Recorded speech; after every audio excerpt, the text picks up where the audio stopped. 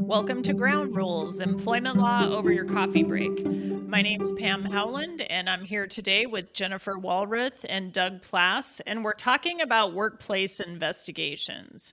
And we thought it would be fun just to throw out there some of the top issues that come to mind when we think of workplace investigations and we think of mistakes that we've seen from employers who try to conduct them when maybe they're not familiar with the process, or when an employer, maybe doesn't conduct them at all. So let's jump in a little bit and talk about why you would conduct an investigation and some of the types of things that trigger an investigation. And then we'll jump in with our thoughts on frequently made mistakes when it comes to investigations. And I'll just say before we do that here at Idaho Employment Lawyers, we do a lot of investigations. We get hired quite frequently from employers who get a complaint of workplace harassment or discrimination. Those seem to be probably the most common things that trigger an investigation. And we get hired by employers to come in, interview employees, gather documents, compare the facts that we find to the employer's policies, and then write up an investigative report to show what our conclusions are as to whether or not a policy violation's been made. So that's one type of scenario that triggers workplace investigations. Jennifer, Doug, what do you guys see? What are other scenarios that might trigger a workplace investigation that an employer should be thinking about? I would say we don't necessarily get brought in for these all that much, but even one where someone, or maybe more than one someone's, is coming to you and complaining about sort of bullying or just behavior by a coworker or a supervisor that they find troubling, right? So it may not be something that immediately flags as, hostile work environment or sexual harassment, but it is still something where you may need to or want to spend a little time seeing if you can validate, right, the allegations that are being made and whether anything needs to be done if they are found to be accurate. Sometimes you will see more serious allegations like, someone's violating a policy, they're stealing company property, they are embezzling, right? I mean, those are the kinds of things that I think don't happen as often, but certainly might come across your desk and be something that you're, considering, how do I look into this and what do I do about it? Yeah, I mean, really anything that is a violation of policies that's just kind of big enough that can't be handled within the organization. We've also had some kind of other ones that are a little different. I mean, I had one in the past couple of years that was really more classified as a whodunit, like something had happened in the workplace and the employer just needed to figure out who did it, what it was. It wasn't like there was some person accused of it. It was just like, we have a mystery and we think that you're going to help us solve it. So we can do things like that as well. Yeah. So we know that under Title VII, if there's a report of harassment or discrimination, that employers have a duty to quickly, promptly, and efficiently investigate. That's one scenario. But Jen and Doug raise other really good points. There are other scenarios too. The one Jennifer talked about, the disrespect. That's a big deal. We know that if bad behavior goes unchecked, it could tank your entire company, it could tank your entire culture, and it could be a policy violation as well. So that's a good one. And then the same with what Doug mentioned. I mean, there are other reasons, factual scenarios that, maybe the employer just needs to get a grip on what actually happened so they can determine if there's even a policy at issue. So those are all really good ideas. The big deal is if you have an issue where you think you've got the need to investigate, that the basics on how to do it, if you're going to handle it in-house, that if you're going to handle it in-house, you have someone who's not only trained, but who can be fair and impartial. If not, perhaps you're looking at farming it out to a third party could be an HR consultant, could be an employment lawyer, to take a deeper look and figure out what happened. So with that, let's jump in a little bit and talk about some of the frequently made mistakes that we see when it comes to workplace investigations. So who wants to kick it off? Jen, Doug, what comes to mind when you think of mistakes made when it comes to workplace investigations? Well, I can start. One thing that I was just thinking about that comes to mind is just failure to take the time to properly define the scope of what you're looking into, right? So that's kind of step one. Why are we doing this investigation? And that this leads to a couple of different problems. One is something we call scope creep, which is the investigation starts to look at something and then it becomes something entirely different because the investigator is just kind of feels the need to chase down everything, and this costs time and money and delays the resolution of the problem that they started looking at to begin with. And then the other is, if things come up and the investigator thinks, well, I'm just doing this one narrow thing, then important issues maybe that could be dealt with aren't dealt with. So just taking the time to figure out and communicate exactly what we're doing is, I think, a huge issue. Yeah, I love that. And I would say that is something that the people who aren't trained on investigations, it may not occur to you that there's some planning that should happen on the front end. And those are the type of things that I would think go into this. Let's give it a minute and plan and think through what this investigation is going to look like. Who are we actually going to talk to? What's the order that we're going to talk to people in? What exactly is the issue that we're diving into here? I know it sounds simple, but I can't even tell you how many investigations I've worked on that seem simple at the beginning. And by the time you're done, you're like, whoa, there's like 7 separate issues here. So Doug's comment on scope is a very good one. You need to make sure you've got a good idea on scope. And if during the course of the investigations, witnesses bring up other issues that change the scope, you need to recognize that and think about how you're going to handle that, because that comes up all the time too. So also on that pre-planning list is one issue that I thought of that I wanted to share. Because again, there's just a lot more to it than picking up the phone and calling witnesses or sitting down with them. So another issue that I see in-house investigations ignore or not give enough time and attention to would be communication. Like, how are you going to communicate to the workplace, to the people who are impacted by the investigation, what's going on? You're going to want to communicate that they shouldn't be talking about it. They shouldn't be speculating about it. They shouldn't be gossiping about it. So what is happening?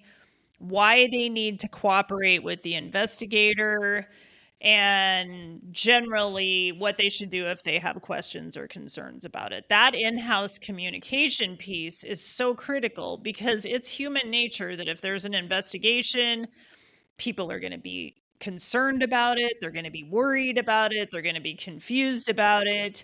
And if you don't address it on the front end, it has a tendency to spiral, and the gossip might end up in some kind of very disruptive, frenzied state by the time the investigation's over.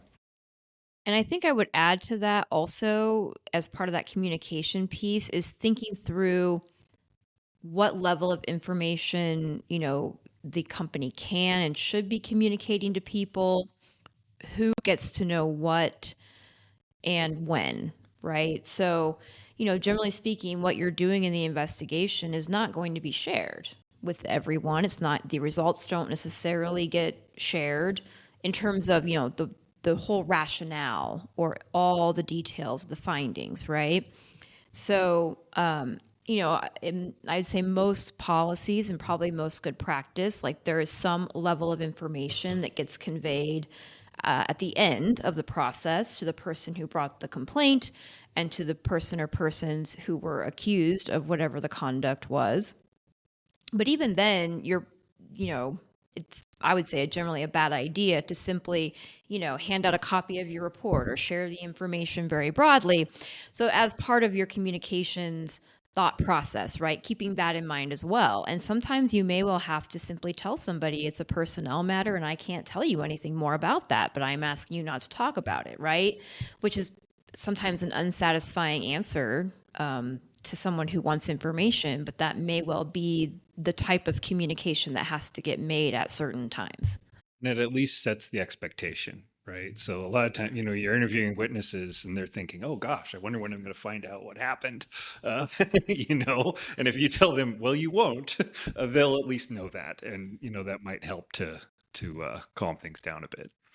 Yeah, one other thing on that front end planning part that's important is if you have a policy that addresses investigations, you should pull that out and look at it, make sure you're following it.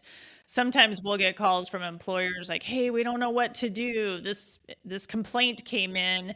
And that's frequently the first thing to think about is, well, you should pull out your handbook and look at your policy, because make sure you're following it if someone's already given it thought as to how that's going to play out. So those are good things on the front end, on the planning end. Let's talk now a little bit about what happens when you actually start talking to witnesses. What do you think people who are handling investigations, whether it's a owner and the HR director, professional, what other types of things should be front and center, top of mind when witnesses are being talked to when it comes to an investigation? First of all, I think, you need to figure out what you're going to, usually there'll be somebody who's accused of something and there'll be a complainant, right? So what are you going to do with those? So maybe we can come back to that. but as far as witnesses, you need to, first of all, you need to remind them of the company's policies. Most businesses and all public employers, at least here in Idaho, have anti-retaliation obligations. So if you need to let them know that they cannot be retaliated against for taking part in the investigation and for talking to the investigator. And that's a big deal. I'm just going to interrupt, because 9 times out of 10, when you're talking to witnesses, that question comes up. And I can't even tell you how many times witnesses have said to me, so you're going to keep this confidential, right? And I always tell witnesses, like, I can't oversell confidentiality on this, because the investigation won't be complete if we don't gather the facts and report them. And sometimes that's going to mean disclosing what you told me, because if I can't disclose anything, how are we going to have all the facts out on the table? So letting people know that they won't be retaliated against, absolutely important, but maybe also not overselling confidentiality and making sure witnesses have a realistic view of that. Yeah, I mean, I often tell witnesses, I will be preparing a report and giving it to your employer, then it's out of my hands. So I think that they need to be aware that, what they said is, it's private in terms of the investigation, but the information is what we're looking for, and it's actually going to be shared with their employer.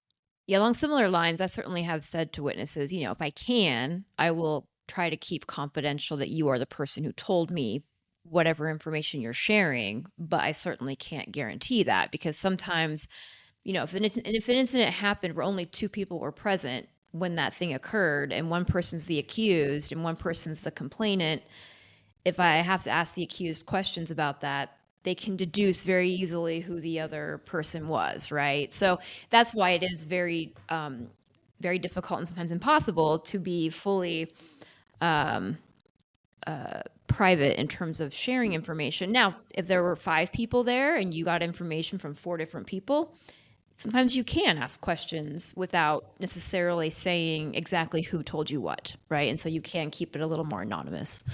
But I agree.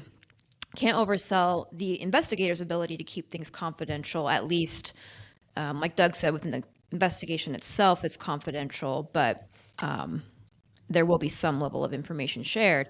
On the flip side, though, I do think it's important to ask the witnesses to keep what they've shared with you as the investigator confidential.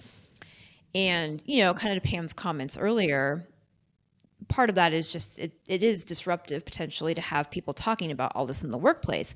But also for your purposes as the investigator, ideally, you are getting witnesses coming to you without having been influenced or biased by what some other witness shared with them, right? So if you interview Betty and then Betty goes and talks to John and tells John everything that you asked her, then John comes into the interview and already has a sense of what might be coming his way. Maybe that would change what John tells you. Yeah, you generally don't have the ability to sequester everyone when you conduct the interviews. They're going to be in the workplace interacting with each other. Right. And I mean, at least when I do my investigations, I typically will tell people up front that's part of the reason why I'm asking them to keep it confidential, is because it's helpful to me if I can have people's, kind of fresh and, uninfluenced version of events and what they remember. That's just helpful to having a good investigation. And there are some things that the company can do and that the investigator can do to help alleviate concerns of retaliation. For example, if you have employees being interviewed as witnesses, and if the person accused of the misconduct is their boss, well, of course, there's going to be concerns of retaliation, right? So I tell witnesses that I will relay concerns about retaliation to the decision makers because I'm being brought in as a third party, right? But making sure that those retaliation concerns are known, making sure that the investigative report doesn't get circulated, right? I'm always very hesitant to email out an investigative report because you don't want someone to hit send and then have it out to the universe, all the facts in there. So there can be careful ways of handling the report. And then also, maybe if you have a detailed report at issue, maybe writing up an executive summary that does not have the names of the witnesses and the exact stuff, the exact content that they shared, that can provide the crux of the investigation, the conclusion, what was at issue, without laying out witness names that might expose someone to retaliation. So those are all things that can be done to address retaliation concerns, because that is a very, very important issue, really, in every investigation. Yeah. And you want witnesses to feel comfortable sharing honestly whatever information they have about the subject. So when we're talking about witnesses and interviewing witnesses, another important thing to think about is not only who you're going to interview, but the order that you're going to interview witnesses. And my general rule would be trying to talk to the complainant who brought the complaint to begin with early on. So you make sure that really what is the complaint here? Let's talk about what are your concerns, and are there documents that support that I should be looking at? Could be text messages, could be emails, could be some other documents. Are there other witnesses who I should be talking to? Really, by talking to the person who brought the complaint early, it's given you the lay of the land. So you make sure as you interview other people, you've actually got the right people on the list. So that's one thing. And then, maybe if you haven't done a lot of investigations, or if you're worried it's going to be complicated or confusing, writing out your questions in advance as an investigator is always a good idea, right? We know that sometimes things like interviews or difficult employer-employee conversations, those can be stressful and emotional type things. And going in armed with questions that you've thought out on the front end so you don't get sidetracked or distracted, that can be a really good idea too, just to make sure you hit on all the stuff you should hit on. I agree. And even if I don't write out, word for word questions, I at least like to have a list of topics that I'm going to cover with a particular witness.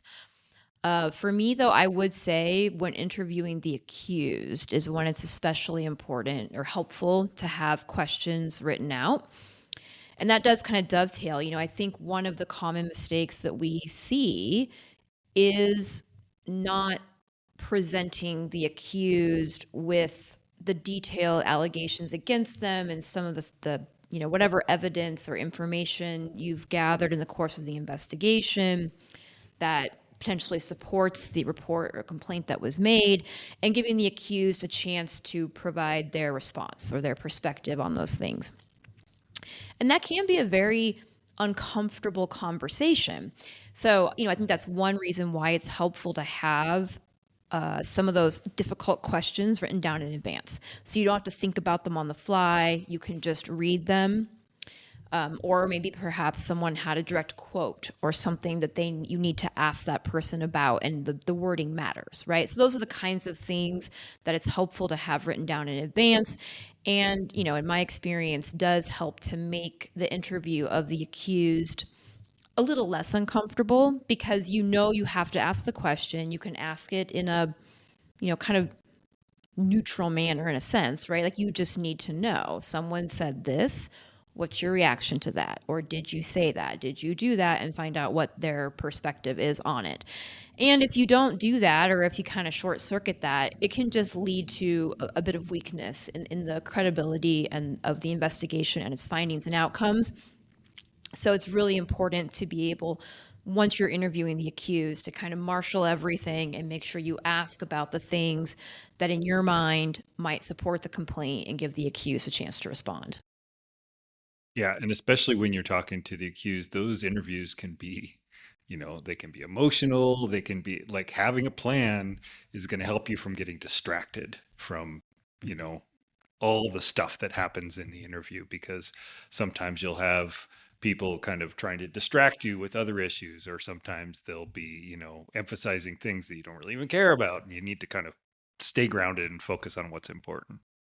Yeah, that interview with the accused is probably the most important one of the entire investigation in many ways. Your investigation won't be solid if you don't give the accused the full opportunity to give their side of the story. And that's why, typically I'm going to do the accused last if possible. So hopefully by then you have the full world of info and you can give them ample opportunity to respond.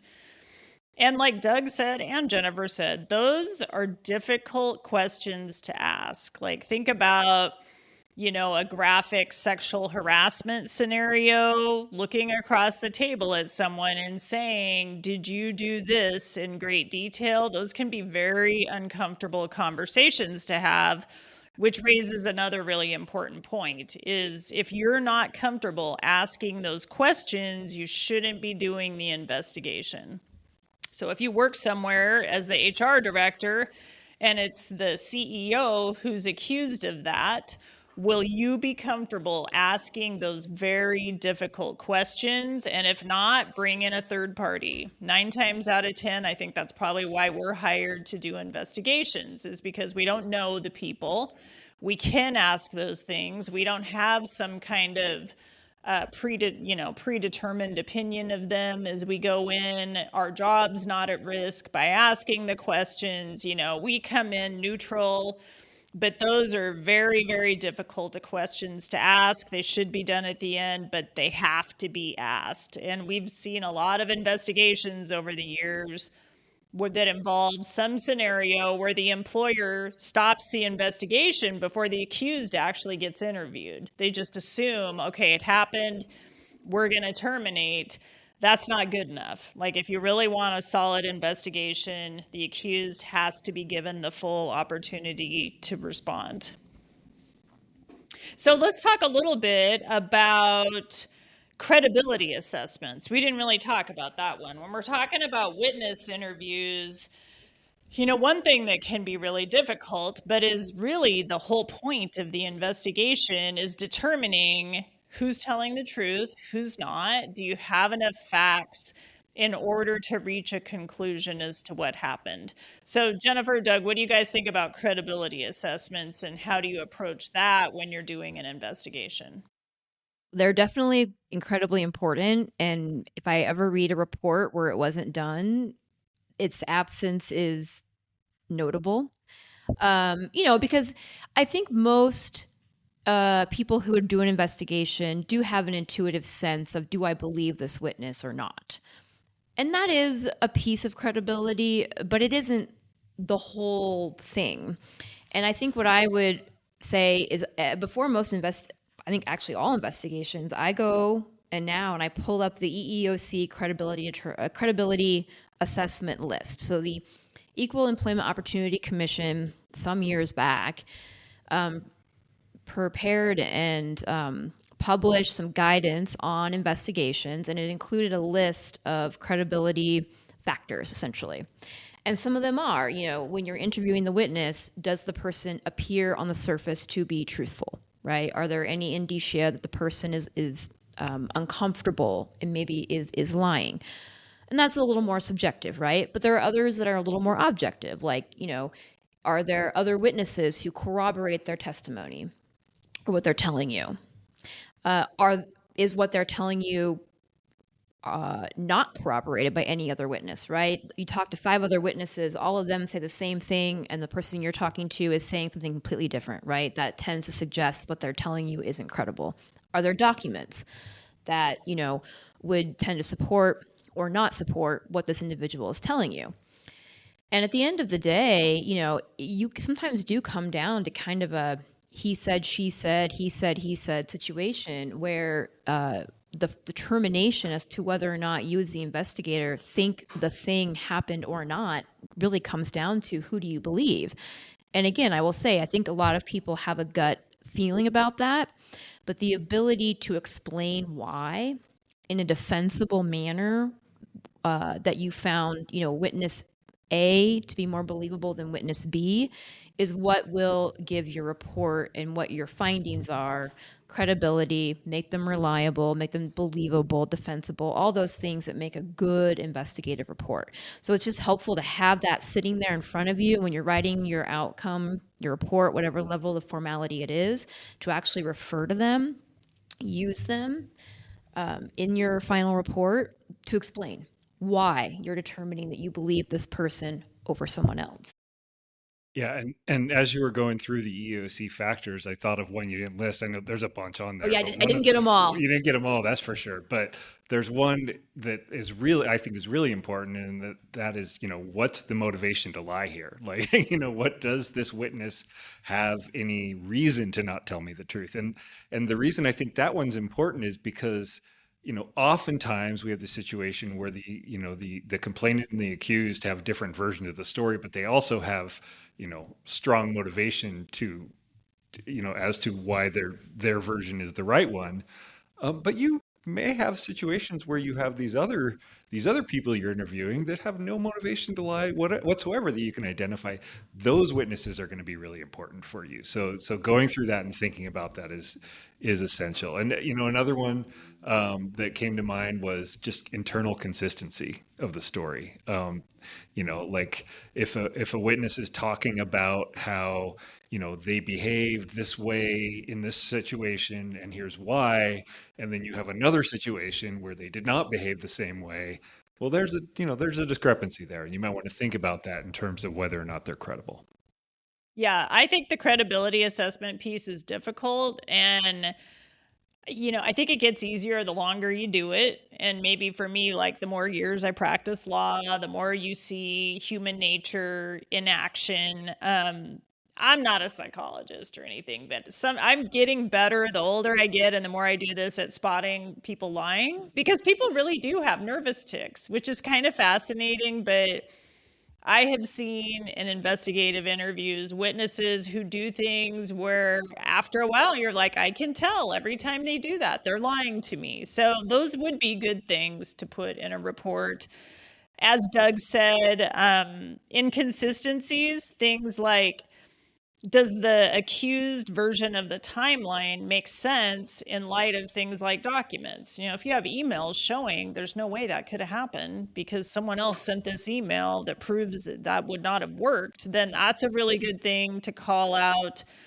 Nonsensical excuses. I've had people before try to explain something away by something so ridiculous. You're like, there's no way that is a thing. And I know it sounds kind of crazy. That really does happen. And like super, like surface level believability is among the factors that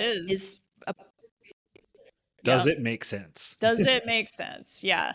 How about these are the longer I do this, ones that I give a fair amount of weight to is how does the accused respond? And do they do it in a way that you would expect? Because to me, like if a high level leader gets accused of something, frequently their response to that is telling. Like most people, I think, if you're accused of something and if it's triggered a workplace investigation and if it's a big process, you're going to be upset and like worried and maybe like, oh geez, I can't believe this is happening. If I did something wrong, I want to know. Maybe showing some regret at the fact that the process is going on at all. I think that's important. And I also look at if you have someone accused of something and there's 10 people being interviewed about it, is anyone defending the person? Because it seems like if it's a false accusation, frequently you might have someone along the way saying, hey, there's no way that person would have done it. But if all the witnesses are saying, well, I don't know, but maybe that could shift the conclusion in a direction too. So, I mean, I think the takeaway on credibility is there are a whole lot of things you could rely on to make an assessment one way or another. And it's just thinking through what those are and putting them in the report. So to wrap up, let's talk about the report. Like, what are some of the things that you guys think are key to include in the report that maybe we haven't talked about yet? I mean, I guess, we when we do investigations, we do pretty thorough reports. And I recognize that not all, in internal in-house reports may be as involved as ours. But I do think some of the important pieces are, what was I investigating, right? What was the scope? Just a simple statement as to what you were looking at. Who's the complainant? Who's the accused? Who are the other witnesses who got talked to? Maybe even make some notes of, when you interviewed someone, was it in person? Was it virtual? Did you look at documents, right? I think it's important to include whatever documents you did look at, even if you don't necessarily list them all in the report, to have them available somewhere. And then, what did you find, right? Was it substantiated? Was it not substantiated? And then I think some level of explanation as to why, right? And, some people like to have a witness by witness account of what you learned from various witnesses. Some people prefer to summarize what they learned from, all sources of information, witnesses and documents.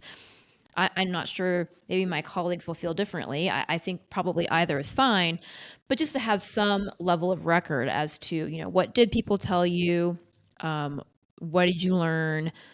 Were there facts that were definitely established, whether by documents or consistent information from witnesses? And then how did that lead to your finding, yes, this person did violate the policy, or this person did not violate the policy? And I think that's really kind of the key components of some kind of good report. And I think something should be written down. Again, level of formality could be a little bit variable, but I do think there should be something formally written down as to the results of the investigation and how you got there. Yeah, I mean, I think the two most important things are get all the facts in there, get all the important facts in there so that somebody reading the report can say, okay, here are the facts, here's what these people told the investigator, and then also go through how your analysis and how you reached your conclusions. Yes, I found this witness credible. I didn't find this witness credible. These are the facts that I think they are, and this led me to conclude this. So really, it just has to be some way, if you have the opportunity, it's hard to, when you're writing one of these things, it's hard to detach yourself from it.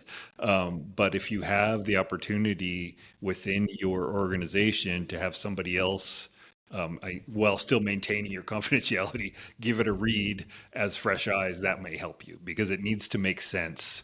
And it needs to be clear to somebody just coming in, what's going on and how did you get to where you ended up. Yeah, and I would just piggyback on that and say having a written report is so important. We get calls from clients who will say things like, we had a complaint and we did an investigation. And then when we say, okay, send us the investigative report, sometimes the answer is, well, there isn't one. We just did some calls. Well, that's not really good enough. I mean, there really does need to be a written report. And, I know that getting a report done is important, but if you think it's a high risk case, then maybe don't just do a report, but maybe do a good report, right? Because if this is something you're going to present to the Idaho Human Rights Commission or the EEOC, or maybe it's going to end up in court, those typos and like sloppiness, not great. I mean, your report may not, the endpoint might not be in your file folder in your office. It might be in front of some public type venue like a court, and then you're going to wish that you had like run spell check on it and that it's solid and it's polished and it's believable, because at the end of the day, that's what the court's going to want to see, is if it was written by someone who did a good job and took it seriously and really followed best practices. So those are a few things to think about. Investigations are big. There's a lot to them. And that's why we're doing a training course on investigations on September 25th. It's a half day long. We're going to cover these issues and a few other ones that we didn't get to today. And hopefully, if you're interested in doing investigations and you don't feel confident doing them, if you attend that training, you'll leave feeling more confident, like what needs to go into them, how to write a report, and just really how to think through issues that come up when complaints come in. So September 25th, take a look at that. Take a look at our training. We have virtual recorded training. We do live training. And I'm pretty sure there's one that talks about what to do when a complaint comes in, actually. So that's this very issue is addressed in our Law for Leaders training platform. And don't forget to check out our Law for Leaders book. Our book is called Law for Leaders, the roadmap every leader needs to know to avoid workplace claims and lawsuits. And we have a chapter that addresses what to do when a report comes in. That's chapter 7 of our book. So check that out. That gives even more detail on the key issues that come up in workplace investigations. So that's it for today. Join us next time on Ground Rules.